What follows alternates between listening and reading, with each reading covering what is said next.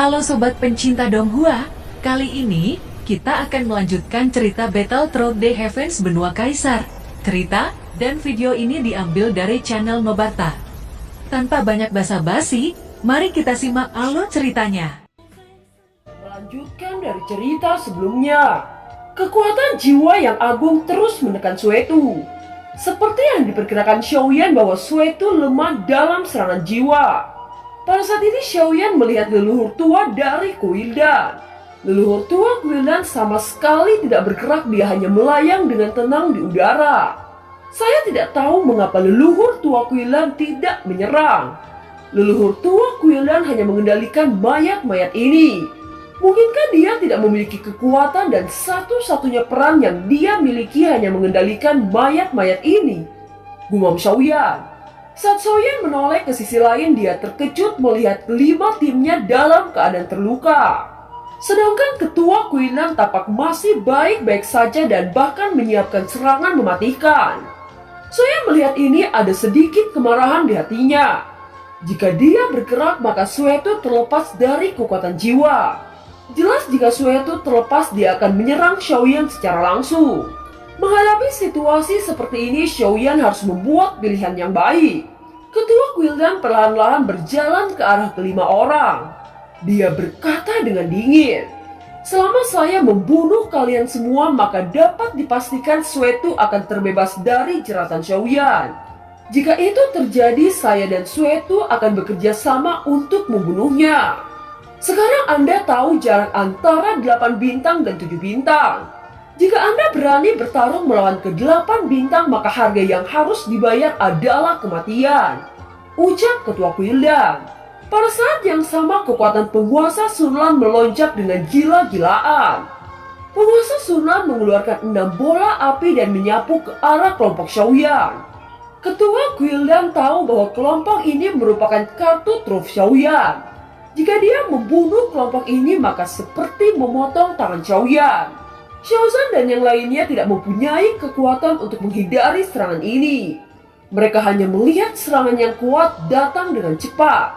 Sebelum serangan yang fatal mengenai mereka, 6 api surgawi telah dimakan oleh sosok yang diselimuti oleh nyala api emas.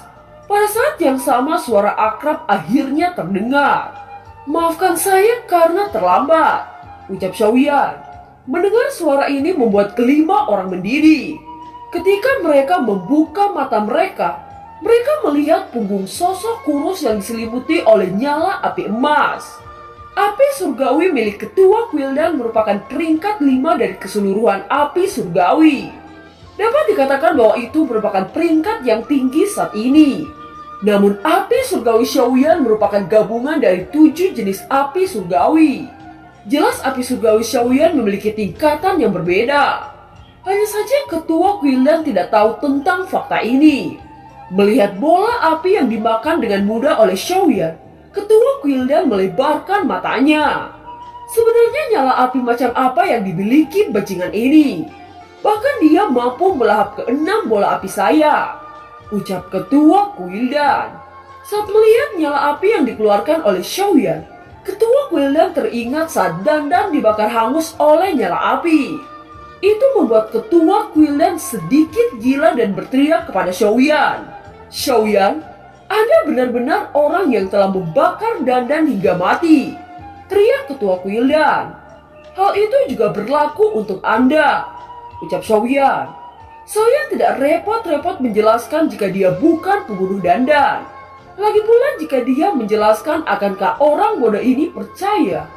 Setelah Xiaoyan melahap bola api yang diciptakan oleh ketua Kuildan, dia mendeteksi peringkatnya lalu berkata, "Ini sebenarnya api surgawi peredangan 6 Ki. Anda memiliki api yang sangat baik. Tetapi sayangnya objek alam ini tidak berguna jika Anda yang memilikinya. Sekarang Anda yang akan menyerahkannya atau saya yang akan mengambil paksa," ucap Xiaoyan tersenyum jahat. Kata-kata yang diucapkan Xiaoyan memberikan rasa dingin di hatinya. Ketua Kuildan tahu kekuatan Xiaoyan. Jika dia menghadapi Xiaoyan sendirian, maka dia tidak memiliki peluang untuk hidup. Ketua Kuildan menoleh dan melihat ke kejauhan. 2 cakram jiwa benar-benar menjebak Suetu di sana. Tampaknya Suetu akan bebas untuk sementara waktu. Sekarang ketua Quildan hanya perlu menahan Xiaoyan. Setelah Suetu terbebas, maka situasi akan berubah 180 derajat. Xiaoyan tidak tahu berapa lama cakram jiwa bisa menahan Suetu. Sekarang Xiaoyan harus dengan cepat menyelesaikan ketua Quildan.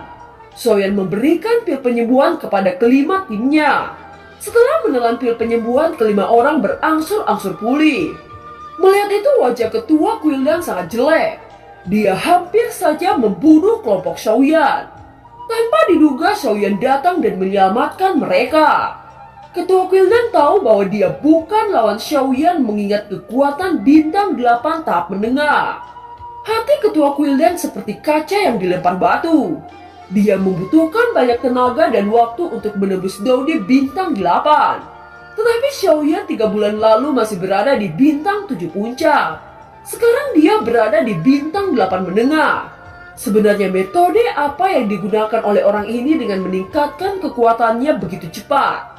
Pertanyaan-pertanyaan ini melekat dalam pikiran ketua Quildan. Tidak peduli bagaimana dia berpikir, dia sama sekali tidak mengetahui jawabannya. Sejak awal ketua Quildan tidak peduli dengan perkembangan Xiaoyan. Tetapi sekarang Xiaoyan telah tumbuh ke tingkat yang menakutkan. Itu membuat ketua Quildan tidak tahu bagaimana mengevaluasi Xiaoyan. Semakin dia melihat Xiaoyan, dia semakin takut akan keberadaan Xiaoyan. Xiaoyan tidak ingin mengulur waktu lagi saat ini. Dia ingin menggunakan serangan mematikan sebelum semuanya akan merepotkan. Penguasa Suan muncul dari tangan Xiaoyan. Api surgawi yang agung terus-menerus dituangkan ke dalam penguasa Suan. Setelah itu, sosok Yiwa kecil juga muncul saat berdiri di bahu Xiaoyan. 10 Angry Buddha Lotus Flame terbentuk dan itu menggantung di depan Yiwa kecil. Yiwa kecil, ayo serang, teriak Xiaoyan. Setelah kata-katanya jatuh, Yiwa kecil melemparkan 10 Angry Buddha Lotus Flame yang bisa menghancurkan medan ini. Penguasa Suan api raksasa yang berdiri tegak di tangan Xiaoyan turun dengan momentum yang sangat mengerikan. Seolah-olah itu bisa membelah dunia. Suara teredam terdengar di saat teratai api meledak menghantam tubuh ketua Quildan. Penguasa Suan api raksasa juga sudah tiba menghantam tubuh ketua Quildan. Dua serangan yang sangat dahsyat ini mengguncang medan tempur seolah-olah gempa bumi sedang terjadi. Getaran hebat ini secara alami menghentikan semua pertarungan. Mereka melihat di kejauhan mencari sumber asal energi yang mengerikan ini. Pada saat mereka menemukan bahwa medan itu sebenarnya tempat Xiaoyan, seketika ekspresi mereka berubah. Kekuatan ini sebenarnya diciptakan oleh Xiaoyan, ucap Kaisar Monster dengan tidak percaya. Sejak awal bocah ini memang tidak sederhana. Quildan, Anda telah memprovokasi orang yang salah, ucap Patriark Zhen Zongfu. Apakah ketua Quildan mati di tangan Xiaoyan? Ucap Zhen Bufan. Sementara semua orang tertegun dengan medan tempur yang ditimbulkan oleh Xiaoyan. Ledakan api di tanah perlahan-lahan menghilang saat lubang yang terbelah menjadi dua terungkap. Terlihat sosok yang terbakar hangus terbaring di dalam tanah terbelah. Melihat dari lukanya, mustahil bahwa ketua Quildan masih memiliki nafas yang tersisa. Sekarang Suetu yang lepas dari jeratan reinkarnasi Buddha Lotus Flame juga melebarkan matanya saat melihat adegan ini. Bahkan jika dia terkena dua serangan yang dilepaskan Xiaoyan sebelumnya, kemungkinan dia akan mati. Sekarang dia berpikir bahwa cara terbaik adalah duduk diam dan menonton perubahan. Ketua Quildan kalah. Pertempuran di medan Xiaoyan segera menarik perhatian banyak orang di pihak Quildan, termaksud Guiyin dan leluhur Quildan. Xiaoyan pada saat ini ditangguhkan di udara. Setelah membunuh ketua Quildan, dia melirik Suetu di kejauhan. Dan mata Xiaoyan secara alami dirasakan oleh Suetu. Mereka berdua bertatapan satu sama lain untuk sementara waktu.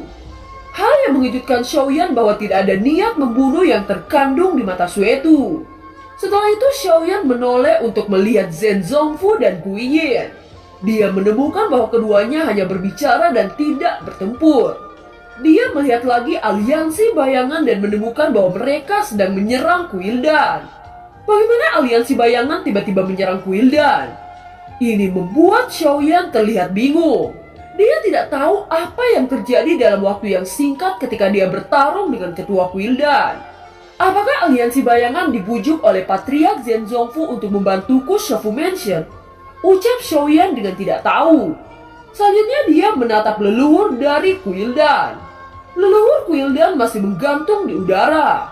Dan tidak ada banyak ekspresi di wajahnya.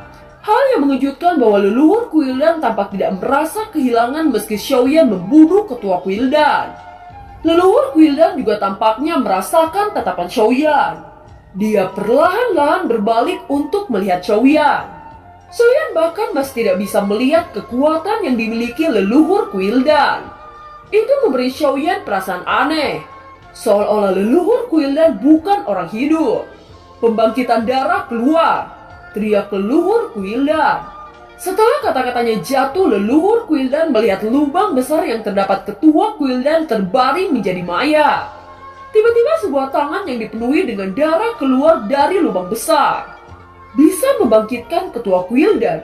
Ucap Xiaoyan terkejut melihat adegan ini. Setelah bangkitnya ketua Quildan, puluhan mayat juga bangkit dari tanah. Banyak mayat yang bangkit dan mereka sekali lagi lebih kuat dan lebih kuat ketika dibangkitkan. Xiaoyan memandang ke tanah dengan ekspresi suram. Ini adalah metode terbesar yang dimiliki oleh Quildan. Tampaknya ribuan roh jahat ini adalah kartu truf Quildan. Xiaoyan mengingat formula yang pernah diberikan oleh Kaisar Iblis Tua. Roh jahat konon dibuat dengan darah naga. Itu adalah roh iblis terkuat. Roh jahat harus dikalahkan oleh seorang alkemis. Meskipun berbeda dengan pil, tetapi pada dasarnya memiliki kesamaan tertentu. Jumlah alkemis Quildan adalah yang terbesar. Tidak mengherankan untuk membuat begitu banyak roh jahat. Dengan puluhan ribu roh jahat, Xiaoyan tidak tahu berapa banyak bahan yang harus dibuang dan boneka yang dapat disempurnakan melalui ribuan proses. Quildan sepertinya sudah menduga bahwa hari seperti ini akan datang. Quildan ini mengingatkan saya pada Hall of Soul. Ucap Xiaoyan memandang roh jahat dan ingat ketika dia berjuang untuk benua Douqi. Dia mengejar kekuatan dengan segala cara tanpa henti. Apa yang dilakukan oleh orang seperti Hall of Soul merenggut nyawa seseorang dan meninggalkan jiwanya. Demi kekuatan mereka rela membunuh ribuan makhluk hidup di dunia. Bahkan setelah kematiannya, Hall of Soul tidak membiarkan jiwa mereka pergi. Tindakan semacam ini selalu dibenci oleh Xiaoyan. Xiaoyan mengira bahwa leluhur Quildan tidak memiliki sedikit niat membunuh di matanya. Namun leluhur Quildan ini bahkan lebih kejam daripada yang dia kira, dan membuatnya lebih jijik. Sementara Xiaoyan tenggelam dalam pikirannya, sosok ketua Quildan sudah berdiri dengan mata kosong. Namun anehnya ketua Quildan memiliki pancaran yang menyala di keningnya. Itu tidak seperti ribuan mayat hidup lainnya. Dengan kata lain, ketua Quildan masih ditanamkan dan memiliki kecerdasannya selayaknya masih hidup. Karena saya bisa menghancurkan klan Hun di benua Douqi, saya Xiaoyan secara alami bisa memusnahkan Quildan Anda dari benua Daudi. Ucap Xiaoyan dengan niat membunuh di hatinya sekali lagi bangkit. Sejarah yang terjadi di dalam benua Douqi akan terulang kembali di benua Daudi ini. Dalam hal ini saya akan membiarkan Quildan merasakan tahu api saya. Ucap Xiaoyan, busur suci yang ditransformasikan oleh objek tiga keajaiban berubah menjadi sinar cahaya saat terbang ke alisnya. Mata gelap Xiaoyan saat ini digantikan oleh mata api emas. Seolah-olah itu mengandung api dunia. Kekuatan besar Xiaoyan segera menyebar ke lingkungan seperti badai yang dipicu oleh gelombang. Tidak peduli seberapa banyak dan seberapa kuat mereka. Bagaimanapun juga, itu hanya boneka yang tidak bisa berpikir. Xiaoyan mengangkat kedua tangannya, pedang dari penggabungan api surgawi terbentuk dengan sangat besar. Pedang ini pernah digunakan Xiaoyan untuk menyegel Hun Tiandi. Xiaoyan menurunkan tangannya saat menebas ribuan mayat di bawah. Tidak peduli seberapa cepat mayat hidup itu sudah terlambat untuk menghindarinya. Energi besar meledak dan segera membungkus roh jahat darah sepenuhnya. Nyala api yang tak berujung melahap semua yang ada di sekitarnya. Kedua kalinya medan perang menjadi menderu lagi.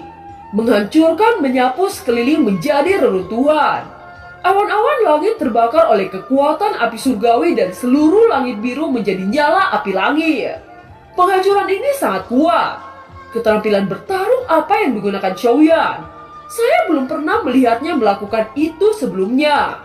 Kapan dia mempelajari keterampilan bertarung sekuat ini? Ucap Xiaozan dari kejauhan. Ayah begitu kuat. Saya juga harus bekerja keras untuk berkultivasi. Saya harus mengikuti ayah untuk membantu ayah lebih baik lagi. Ucap Long yang tinjunya mengepal saat melihat Xiaoyan. Bagaimanapun dia tidak boleh terlalu jauh di belakang Xiaoyan. Long Yan tidak ingin Xiaoyan selalu berdiri di depannya untuk melindunginya dari angin dan hujan.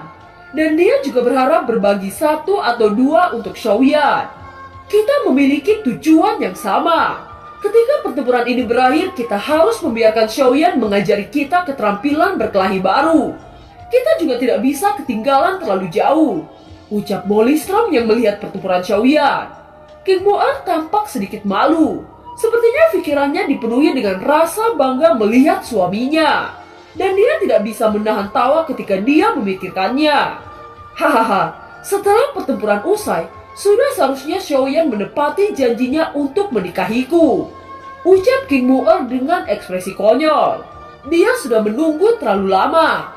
Hari ketika Xiaoyan menerobos 8 bintang adalah ketika dia menikahinya. Dan akhirnya King Moer akan menjadi istri asli Xiaoyan. Semuanya karena luka-luka kita sudah hampir dipulihkan. Ayah bertarung lagi dan bantu Xiaoyan. Ucap Ziying dengan ambisi besar untuk mengakhiri medan tempur. Pada saat ini semuanya sudah hampir pulih. Tentu saja tidak baik hanya menunggu dan melihat. Lagi pula mereka adalah pejuang terkuat di Xiaofu kecuali Xiaoyan. Mereka juga harus bergabung dalam pertempuran. Ya, mari kita mulai bertarung. Bunuh semua Kuildan. Ucap Xiaozan, Long Yan, Molistrom, dan King Moer. Setelah itu semua memegang senjata mereka sendiri dan bergabung dalam pertempuran lagi. Setelah Xiaoyan menyadari jalan tahu api kekuatan kehancuran lebih kuat dari sebelumnya, dia bahkan merasa bahwa dia dapat mengendalikan api dalam bentuk apapun. Posisi dan jangkauan ledakan Lotus juga lebih disempurnakan. Ini semua merupakan peningkatan setelah Xiaoyan memahami Tao. Dalam serangan Xiaoyan sebelumnya setidaknya 90% mayat hidup langsung binasa dan tersegel. Dan film pun berakhir. Terima kasih telah menyimak dari awal sampai akhir ya. Sampai jumpa.